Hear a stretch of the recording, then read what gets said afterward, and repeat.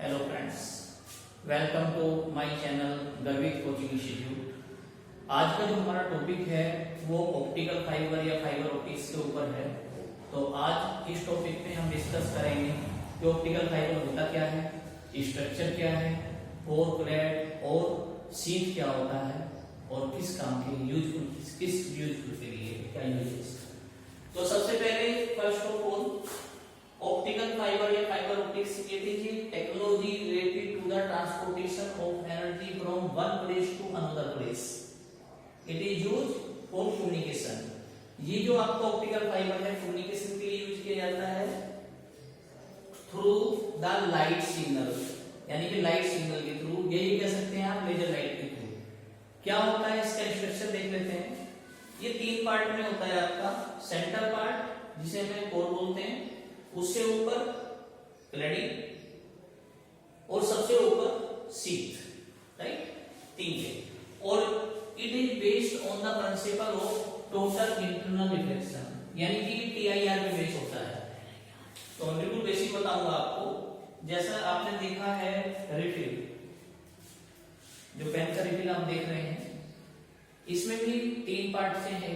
एक तो centre part है जिसमें इंक भरी हुई है, इसे आप कहते हैं कोर, राइट। इसके ऊपर जो प्लास्टिक है that is second part, it is cladding. और इससे ऊपर जो इसका कैप कवर है इसको मैं कहता हूं शीट। ये जैसे हमारे घर में केबल यूज होते हैं, बिजली वाले केबल, तो उसमें भी एक वायर, दो वायर या तीन वायर, अलग अलग वायर होते हैं। अगर उसमें सेंटर जैसे कॉपर वायर या एल्यूमिनियम में हटा दूं तो अंदर से जो होल बनेगा, खाली बनेगा, होलो बनेगा। तो अगर उसमें से सुटेबल फ्रीक्वेंसी की लाइट या लेजर लाइट में टीआईआर कराऊं, एक पर्टिकुलर एंगल से टीआईआर कराऊं, तो ये क्या होगा, लाइट की स्पीड होती है 3 × 10⁸ मीटर पर सेकंड। तो इस स्पीड से प्रोपगेशन होगा, टीआईआर होगा। इंटरलिंक टीआईआर करके ये हमारा communication may be audio, video, data signal एक जगह से दूसरी जगह भेजा जाता है। तो ये है आपका ऑप्टिकल फाइबर या फाइबर ऑप्टिक्स। आजकल बहुत ज्यादा है यूज, इसका कम्युनिकेशन के लिए यूज किया जाता है। तो सबसे पहली चीज है आपका किस प्रिंसिपल पे बेस्ड है, टीआईआर पे बेस्ड है।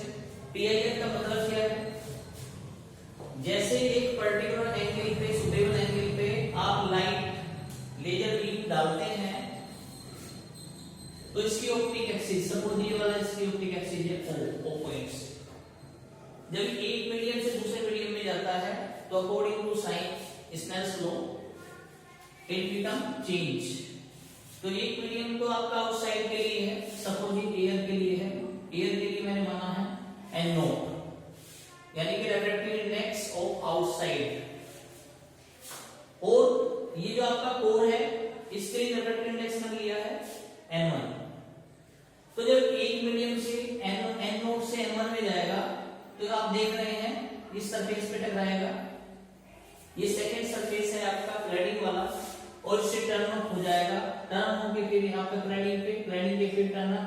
तो इस टाइप से कंटिन्यूअस टीआईआर होता रहेगा, टोटल इंटरनल रिफ्लेक्शन होता रहेगा। अब बात करते हैं इसके साइज की, इसके डायमीटर की। तो जो आपका डायमीटर होता है N1 के लिए रिफ्रैक्टिव इंडेक्स पढ़ चुके हैं हम, N2 के लिए पढ़ चुके हैं। अब पढ़ते हैं इसके डायमीटर।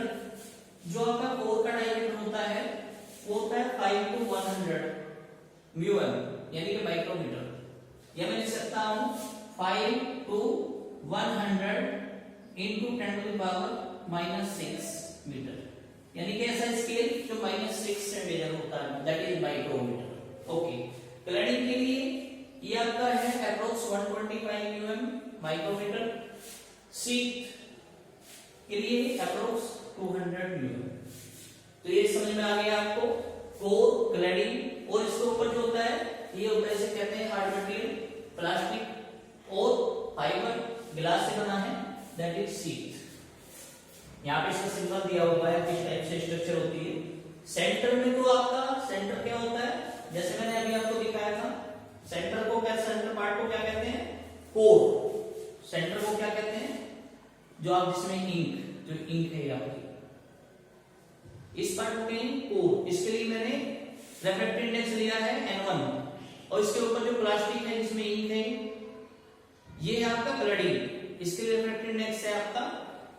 N2। कंडीशन क्या है?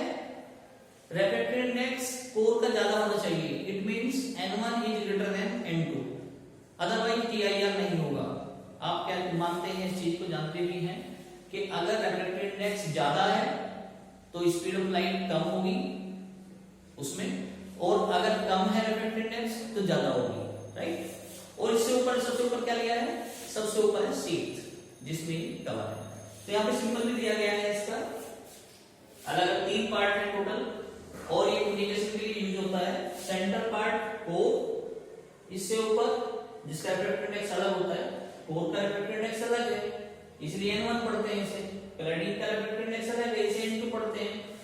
और सबसे ऊपर होता है आपका शीट जो इसे कवर करता है, ये इसका सिंबल है। और केवल एक वायर के लिए एक कम्युनिकेशन नहीं होता, बहुत सारे वायर को एक बड़े पैकेट, बड़े बंडल में रख दिया जाता है और अलग अलग सिग्नल द्वारा अलग अलग पाइप में से डेटा भेज जाता है। बहुत पॉपुलर ये टेक्नोलॉजी है कम्युनिकेशन के लिए। इसमें ऑडियो, वीडियो, डेटा कुछ भी आप सेंड कर सकते हैं। और किसके थ्रू सेंड हो रहा है? लेजर बीम या लाइट के थ्रू। जैसा आप जानते हैं जो लाइट होती है, लाइट क्या होती है? लाइट को आपने पढ़ा है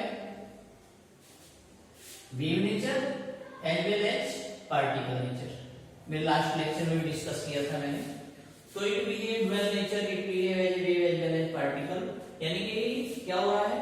वेव के थ्रू जा रही है, सिग्नल के थ्रू जा रही है, TIR हो रही है, और स्पीड जैसा आप जानते हैं कितनी होती है इसकी स्पीड? 3 × 10⁸ मीटर पर सेकंड। क्लियर है? तो इस टॉपिक में हम इतने ही करेंगे। इसमें आपको क्या क्या समझ में आया? इसमें हमने समझाया कि ऑप्टिकल फाइबर होता क्या है, किस क्या यूज है इसका, स्ट्रक्चर क्या है, जो 3 पार्ट बने हैं कोर, क्लैडिंग और शीट, इसका यूज क्या है, और आपका जो कम्युनिकेशन के लिए यूज करते हैं हम, डेटा ट्रांसफर के लिए यूज करते हैं, एक जगह से दूसरे ले जाने के लिए यूज करते हैं डेटा को, तो वो TIR के थ्रू होता है। तो this technology is totally based on the principle of TIR।